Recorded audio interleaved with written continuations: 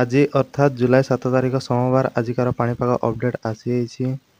ସାରା ରାଜ୍ୟରେ ଜାରି ରହିଛି ବର୍ଷା। ଆହୁରି 24 ଘଣ୍ଟା ପ୍ରବଳ ବର୍ଷିବ। ଏହାରି ଭିତରେ ବର୍ଷା ନେଇ ଏକ ବଡ଼ ଆଲର୍ଟ ଜାରି କରିଛି ପାଣିପାଗ ବିଭାଗ।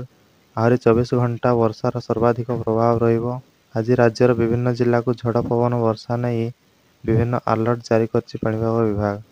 ତ ଏନେଇ ସମ୍ପୂର୍ଣ୍ଣ ଅପଡେଟ୍ଟି କ'ଣ ରହିଛି, ଆଜି କେଉଁ କେଉଁ ଜିଲ୍ଲାରେ ପ୍ରବଳରୁ ଅତି ପ୍ରବଳ ବର୍ଷା ହେବ, ତା ସହିତ ଲଘୁଚାପକୁ ନେଇ ସମ୍ପୂର୍ଣ୍ଣ ଅପଡେଟ୍ଟି ଜାଣିବା ପାଇଁ ଆମ ଚ୍ୟାନେଲକୁ ସବସ୍କ୍ରାଇବ୍ କରନ୍ତୁ ଏବଂ ନୋଟିଫିକେସନକୁ ଅନ୍ କରନ୍ତୁ, ଯାହାଫଳରେ ଆଗକୁ ଆସୁଥିବା ପାଣିପାଗ ସୂଚନା ପାଇପାରିବେ।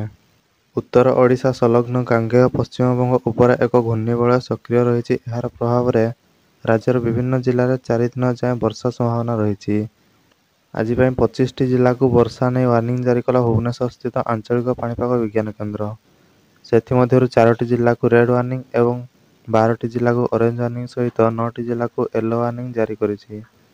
ରେଡ୍ ୱାର୍ଣ୍ଣିଂରେ ରହିଥିବା ଜିଲ୍ଲାଗୁଡ଼ିକ ହେଉଛି ସମ୍ବଲପୁର, ସୁନ୍ଦରଗଡ଼, କେଉଁଝର ଏବଂ ମୟୂରଭଞ୍ଜ। ଏହି ଜିଲ୍ଲାଗୁଡ଼ିକରେ 20 ସେମିରୁ ଅଧିକ ବର୍ଷା ହେବା ସହିତ 30ରୁ 40 କିଲୋମିଟର ପ୍ରତି ସ୍ପିଡରେ ପବନ ବୋହିବ।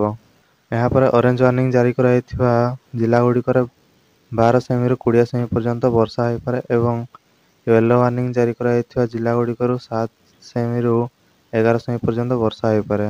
ତ ସେହି ଜିଲ୍ଲାଗୁଡ଼ିକ ହେଉଛି ଝାରସୁଗୁଡ଼ା, ବରଗଡ଼, ସୋନପୁର, ବଲାଙ୍ଗୀର, କଳାହାଣ୍ଡି, କନ୍ଧମାଳ, ବୌଦ୍ଧ, ଅନୁଗୁଳ, ଦେଓଗଡ଼, ଢେଙ୍କାନାଳ, ଯାଜପୁର, ଭଦ୍ରକ, ବାଲେଶ୍ୱର ଆଦି ଜିଲ୍ଲାଗୁଡ଼ିକୁ ଅରେଞ୍ଜ ୱାର୍ଣ୍ଣିଂ ଜାରି କରିବା ସହିତ କଟକ, କେନ୍ଦ୍ରାପଡ଼ା, ଜଗତସିଂହପୁର, ନୟାଗଡ଼, ନୂଆପଡ଼ା, ନବରଙ୍ଗପୁର, କୋରାପୁଟ, ମାଲକାନଗିରି, ରାୟଗଡ଼ାକୁ ୟେଲୋ ୱାର୍ଣ୍ଣିଂ ଜାରି କରାଯାଇଛି।